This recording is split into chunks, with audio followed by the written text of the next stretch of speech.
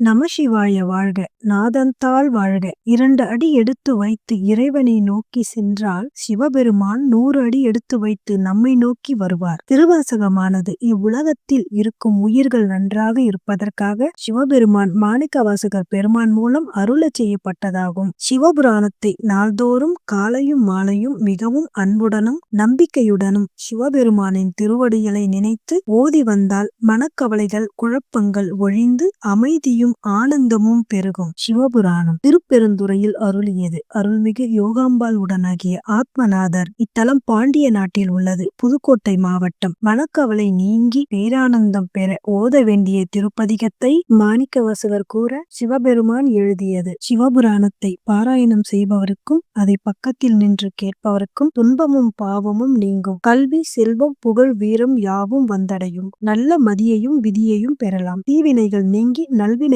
பெருகும். நன்றி. வீடியோ பிடித்திருந்தால் லைக் அண்ட் சப்ஸ்கிரைப் செய்யுங்கள்.